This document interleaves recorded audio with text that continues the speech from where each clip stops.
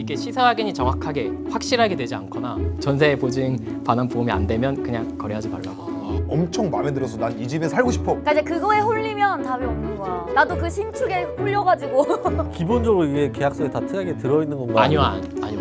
아, 지금 내용은 저희가 따로 요청을 해야 되는 건가요? 근데 애초에 이런 상황이 발생하면 되게 궁금한 점이 이거 변호사 선임해야 돼 말아야 돼? 근데 이게 딱 궁금하거든요. 근데 그걸 변호사한테 물어보면 선임 안 하고. 청년들의 찐 생각을 들어본다. 특히 착각. 이번 화에서는 바로 피해자 두 분을 직접 모시고 이어가면 좋을 것 같습니다. 아, 좀 당황한데. 처음에는 어쨌든 뭐 부동산이랑 뭐 관리실이랑 집을 계약을 했고요. 근데 처음에 약간 쎄했던 거는 보증보험이 안 된다고 하는 거예요. 그때 나왔어야 됐는데 너무 빨리 이사를 하고 싶어서 거기에 눈이 멀어가지고 집도 너무 괜찮았어서 신축이었고 그래서 아이 설마 뭐 사기가 있겠어. 딱 2년 뒤에 저는 이제 다시 연장하려고 전화했더니 집주인 바뀌었어요 이러는 거예요. 아니 바뀌었는데 왜 저한테 그럼 얘기를 안 해주셨지? 이러고 바뀐 집주인분 연락처 알려주세요. 그랬더니 자기도 모른대요. 그게 뭐야? 그래서 그 어떤 누구한테 연락해서 알아보라는 거예요. 그래서 그 연락처를 받았어요. 그래서 연락을 했는데 처음엔 연락이 됐거든요. 갑자기 연락이 안 되는 거예요.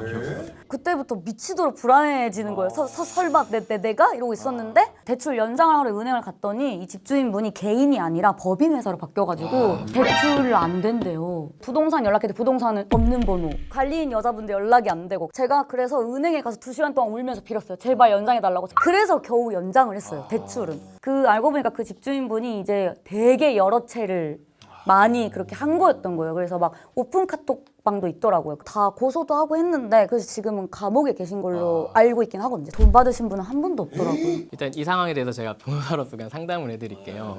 어떤 상황인지 그냥 알겠습니다. 지금 바뀐 주식회사의 뭐 대표? 근데 그분을 이제 가해자로 지금 생각하고 계신데 이건 약간 추측성이 있는 겁니다. 그러니까 매도자가 그러니까 애초부터 돈이 없는 제3자한테 넘기는 거예요. 내가 요 정도 뭐 한 500만 원, 1000만 원 줄 테니까 대표를 좀 맡아달라 하면서 지인인데 돈 없는 사람한테 부탁을 하는 거예요. 그러면 그 사람이 돈은 없고 본인은 먹고 살기 어려운데 대표 회사 직함 준다고 하니까 대표 하는 거예요, 그 회사에. 그러면은 A 회사 명의로 이런 계약이 말했던 것처럼 수십 건 이렇게 돼 있는 거예요. 매도자 B 씨가 이 지금 집주인이라는 사람이랑 공모한 증거를 우리가 찾을 수는 없어요. 하지만 계좌이체 내역은 확인할 수 있거든요. 돈이 글로 돌아갔을 거란 거예요. 그러면 계좌이체 내역은 어떻게 조사하냐? 계좌이체 내역 조회하기 위해서는 민사를 걸어야 됩니다. 민사를 걸어서 금융거래정보 제출 명의 신청을 넣으면은 계좌이체 조회 내역들이 다 뜨거든요. 다 뜨면은 주범이 누군지 찾을 수 있는 거예요. 피나 같은 경우는 아직 고소 진행도 안 한 거잖아요. 아, 저는 왜냐면 사실 돈을 못 받을 거면 고소해서 내가 얻을 수 있는 게 있나 싶어가지고 안 하긴 했거든요. 지금 제가 봤을 때 피나님은 본인이 지금 살고 있으니까 맞아요. 피해가 유예되고 있어가지고 본인이 지금 소송 진행을 안 하고 있는 잘못을 하고 있는 겁니다. 이미 피해는 발생했어요. 그리고 피해금이 한 7천만 원 이상인 경우엔 소송하셔야 돼요. 일반인들 기준, 특히 청년들 같은 경우에는 소송이란 단어만 들어도 굉장히 좀 공포스럽긴 하거든요. 근데 핵심은 본인이 피해 회복하는 게 중요하기 때문에 맞습니다. 오늘 꿀팁 너무나도 감사합니다. 자, 안타까운 피나의 사연은 잘 들었습니다. 이제 원차님. 저는 어떤 케이스였냐면 금액이 좀 컸어요. 근데 저희는 다행히 누나가 그 보증보험에 대한 존재를 알고 있어서 그거를 처음부터 물어봤는데 그게 금액 때문에 안 된다고, 전세 금액. 그래서 그러면 전세금 깎고 월세를 내더라도 그 금액을 맞추겠다 해서 네. 좀 애매했던 부분은 계약서의 특약 부분에 약속돼 있던 부분들이 있었어요. 뭐 지하실을 쓸 수 있다든지 뭐 막상 들어가니까 갑자기 말을 딱 바꾸시는 거예요. 그러니까 월세 좀 깎아줄 테니까 이거 안 쓰시는 거 어때요? 그때 이제 좀 쎄한 걸 알았어야 되는데 저희도 그때 급하게 구한 맞아, 이게 집이고 급한 게 문제야. 일단은 살았죠. 근데 정말 낙후된 집이었어요. 이제 나갈 때가 된 거죠. 저희 나갈 겁니다. 연장 안 합니다. 했는데 갑자기 그쪽에서 세입자 구하고 나가세요. 이렇게 그냥 한 줄이 온 거예요. 근데 그때 그 가격에는 세입자가 안 구해지는 거예요. 저희가 들어온 가격에는. 그러니까 그쪽에서 이제 왜 이 가격에 잘 나갔는데 너네가 들어온 이후로 안 나가냐, 너네가 집을 함부로 쓴 거 아니냐. 근데 저희가 들어올 때 사진을 다 찍어놨거든요. 똑같아요. 당연히 그냥 생활 노후가 있는 거다 그랬는데 못 준다 애초에 해버린 거죠. 근데 저희 누나가 가입해놨던 거를 이제 저희가 깨달아가지고 거기 연락을 해본 거죠. 저희 나갈 건데 이게 받을 수 있나요? 했더니 받을 수 있다고 연락이 왔는데 너네 이거 망쳐놓은 거 내가 다 고소한다. 말도 안 되는 금액 1억 얼마를. 그분이 뭐 철자도 다 틀려요. 근데 이제 또 논란이 돼 있는 그 금액만큼은 보증보험에서 또 일단은 빼고 주신다고 하더라고요. 네. 이제 또 소송을 진행하다 보니까 이제 그분에 대해서도 봤는데 이분이 홍길동인 거예요. 아. 등기 주소지가 2주에 한 번씩 막 전국을 왔다 갔다 하고 계신 거예요. 그래서 이제 한 3년 정도 소송을 왔다 갔다 하고 법원 출두 다 하고 변호사비 계속 내고 근데 이제 또 노후가 어느 정도는 인정이 돼가지고 그 부분 제하고 받긴 했는데 제가 볼 때는 이제 경매로 나온 싼 빌라들을 높게 이렇게 해놓고 와. 하신 것 같은 부분인 거예요. 일단 저는 박수 먼저 드리고 싶어요. 어떤 점을 박수 드리고 싶냐면 이게 받기 쉽지 않은 케이스였는데 이게 중요한 것들을 다 준수하고 잘 지키셨기 때문에 3년 동안 고생하셨지만 어쨌든 피해금 회복하셨던 거잖아요. 중요 포인트를 좀 짚어드리면은 일단 전세보증보험 등게 정말 신의 한 수였나요? 신의 한 수였죠. 심지어 처음엔 안 됐는데 계약 조건을 맞춰가지고 누나분께서 하셨기 때문에 모든 걸 살리신 거예요. 그리고 또 하나가 있죠. 사진을 미리 찍어 놓으셨댔잖아요. 제가 봤을 때 이분은 직업이세요 또. 또 직업이야? 뭐 이렇게 철자도 틀리면서 썼는데 그것도 일부러일 수 있어요. 진짜로요? 왜냐면 재판관이 봤을 때 철자 틀리고 이렇게 되면 진정성 있다고 생각해요. 연배도 좀 있을 거잖아요. 그 연배 있는 분이 정말 억울해서 변호사 쓸 돈도 없어가지고 정말 철자까지 틀려가면서 썼거나 철자 일부러 틀려가면 양식이 있을 거예요. 아까 일부 패소했다고 했잖아요. 노후화된 부분. 네. 근데 그거는 본인이 사진을 잘 찍어 네, 놓으셨기 맞아요, 때문에 일부 패소로 끝난 거지. 사진 안 찍어 놨으면요. 온정주의인 판사분이 잘못 판단해가지고 상당 부분 패소하셨을 수 있어요. 그래서 제가 이제 갈 때마다 집을 싸그리 다 찍거든요. 거의 그냥 아니, 저희 집에 놀러 가도 갑자기 남의 집에서도 사진을 계속 찍더라고요. 이번에는 저희가 예방하는 방법에 대해서 한번 공부를 하면 좋을 것 같습니다. 가장 중요한 것 중에 하나가 시세 확인이라고. 네, 맞습니다. 깡통 전세 같은 것도 이제 매매가보다 전세가가 오히려 더 높은 경우에 발생하는 거기 때문에 매매 시세 확인이 가장 중요한 겁니다. 그럼 그 신축 건물인 경우는 시세 확인이 좀 어려운데 그럴 땐 어떻게 해야 돼요? 저 같은 경우에 사실 시세 확인이 어려우면 거래를 하지 마시라고. 오히려? 네네. 그럼 신축일 경우는 그냥 아예 안 들어가는 게 낫다는 거예요? 네, 그래서 변호사님과 좀 보수적으로 말씀드리면 이게 시세 확인이 정확하게 확실하게 되지 않거나 전세 보증 반환 보험이 안 되면 그냥 거래하지 말라고. 엄청 마음에 들어서 난 이 집에 살고 싶어. 이래도 그러니까 이제 그거에 홀리면 답이 없는 거야. 나도 그 신축에 홀려가지고. 아니 그리고 또 그 보증보험 특약이라는 것도 있다고 하더라고요. 전세 보증 보험이 이제 안 되는 경우에는 계약을 무효로 한다라는 이런 특약을 설정을 하는 건데 임대인 또는 임차 목적물의 하자로 인한이라는 단서를 다는 경우들이 많아요. 일반적입니다. 근데 이것까지 다 지우고 어떠한 사유로건 보증보험 가입이 미승인 시 계약은 무효로 이렇게 하셔야 다툼의 쟁송의 여지가 없습니다. 혹시 그게 신축이어서 좀 더 그런 영향을 받나요? 아니요, 신축이라서 전세보증보험이 안 나오진 않아요. 되는 조건들이 있잖아요. 그 조건들은 나중에 안전할 조건들이에요. 보증보험이 안 된다는 얘기는 국가가 보증 못 해주겠다는 얘기예요. 근데 이게 전세보증보험이 될 거라고 속인 다음에 계약은 체결했는데 나중에 안 되는 경우들이 있어요. 그러니까 그 경우엔 이 특약이 있어야 되는 거예요. 와 이거 진짜 너무 중요하다. 아니 그리고 또 등기부등본 내지 신탁 여부 확인이 도대체 얼마나 중요할까요? 등기부등본 떼보신 적 있으세요?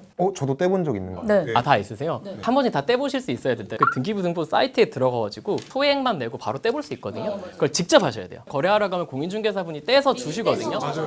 못 믿습니다. 아, 직접? 본인이 직접 그 당일에 뽑아서 딱 들고 가야 돼요. 맞아. 저도 이거를 사실 안 떼봤어요. 그래서 나중에 떼고 나서 충격을 먹은 거죠. 이사 다닌 전황은 이제 사실 주민등록 초본이나 이런 걸 떼야 되는데 주민등록 초본은 또 이게 전세 계약을 하는 경우엔 저희가 요청을 할 수 있어요. 뭐 말한 것처럼 뭐 홍길동이다 이러면은 이제 계약 안 해야죠. 그치 누가 봐도 너무 이상하니까. 등기부등본은 크게 뭐 표제부가 있고 뭐 갑구가 있고 을구가 있는데 표제부는 건물이 어떤 건지 그다음에 갑구는 소유권이 누군지 을구는 이제 뭐 저당권이나 이게 뭔지 이거거든요. 갑구 을구 보는 방법 정도는 조금 익히는 거죠. 그리고 등기부등본을 떼보면은 신탁 여부도 확인이 가능합니다. 신탁사는 일종의 이제 금융기관 같은 거예요. 금융기관으로 이미 소유권 같은 게 넘어갔다고 생각하시면 돼요. 그렇기 때문에 이제 권한 없는 사람이 지금 계약을 하고 있다는 거죠. 그 전세 계약하고 나서 전입신고랑 확정일자 받아야 세입자로서 권리가 생긴다고 하잖아요. 근데 그거 다 했는데도 보장을 못 받는 경우가 있다고 하는데 그게 뭔가요? 확정일자 그 다음 날 0시부터 효력이 있기 때문에 전세 계약하고 0시 사이에 매도인이 소유권을 변경한다거나 근저당권을 설정한다거나 이러면은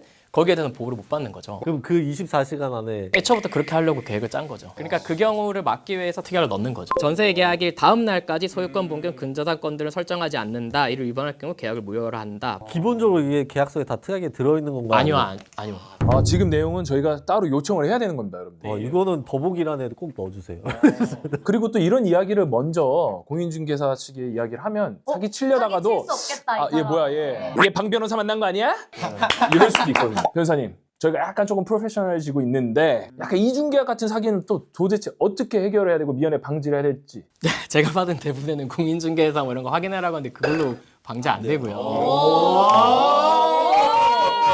PD님이 찾은 정보는 별거 아니야. 집주인이 가담이 되는 경우도 있고 안 되는 경우도 있는데 집주인이랑 직접 통화를 해서 그 내용을 좀 더 확인을 하고 그리고 집주인에 대한 신분증 원본 확인해서 받아놓고 계좌 명의자가 집주인인지 확인을 하는 게 어느 정도 될 수 있을 것 같습니다. 항시 긴장 상태에 놓치면 안 되겠네요. 그럼에도 불구하고입니다. 만약에 맞습니다. 그럼에도 불구하고 피해가 발생된다면 우리 청년 피해자분들은 도대체 어디에 도움을 요청해야 할까요? 일단 제가 아까 구글 검색이라고 했잖아요. 전세 사기 피해 구제를 구글에 딱 치시면은 정부에서 운영하는 곳, 주택도시보증공사에서 운영하는 곳, 서울주거 포털에서 이제 운영하는 곳들이 다 떠요. 그러면은 전세 사기 피해자 지원 시스템이 잘 돼 있습니다. 거기에 참여하면은 법적인 어떤 조언이나 이런 것도 다 들을 수 있고 또 무료로 상담해 주시는 변호사님들이 많으니까 상담까지는 받아보시는 거예요. 근데 이게 변호사분들한테도 전화를 할 수가 있고 LH나 이런 데도 전화를 할 수가 있잖아요. 근데 변호사님이 추천하는 건 변호사 쪽에 먼저 연락을 아니요, 하는 전 거예요? 둘 다. 애초에 이런 상황이 발생하면 되게 궁금한 점이 이거 변호사 선임해야 돼 말아야 돼? 근데 이게 딱 궁금하거든요. 근데 그걸 변호사한테 물어보면 하라고 하죠. 그러니까 그 부분은 이제 요런데 연락하셔가지고 그런 점을 물어보면은 아무래도 대답을 잘 들을 수 있습니다.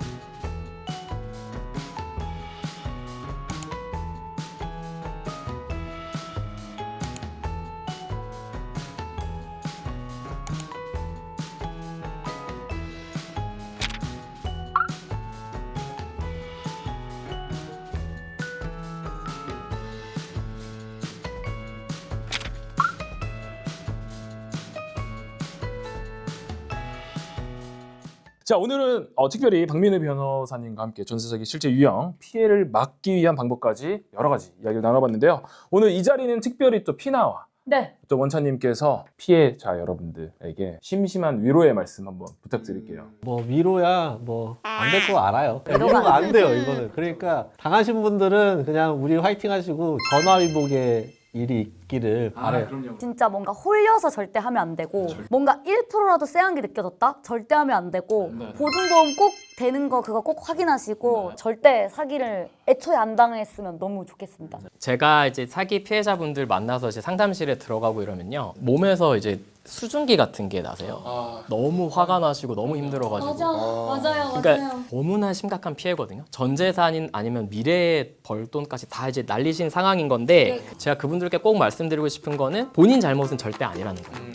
그러니까 이게 작정하고 사기 치려고 달려드는 사람은 누구도 다 속을 수 있습니다. 변호사도 속을 수 있어요. 경찰도 속아요. 그러니까 누구든 다 속기 때문에 그건 자기의 탓은 전혀 아니고 전혀 아니라는 점 꼭 말씀드리고 싶고 여러 가지 언급했던 뭐 정부의 지원센터라든가 아니면 변호사분 상담이라든가 이렇게 받아서 끝까지 잘 해보시길 바랍니다. 오늘 주제는 저는 최근에 진행했었던 티키타카 주제 중에는 가장 좀 청년들에게 유익한 시간이 아니었나 싶을 정도로 좋았고 실제로 피해를 겪으신 분들이 제 옆에 있다 보니까 정말 남일이 아니구나를 새삼 느꼈습니다. 하루빨리 제도적인 장치가 더 단단히 마련되기를 바라고 청년들이 제발 안심하고 집을 구할 수 있는 그런 세상이 왔으면 좋겠습니다.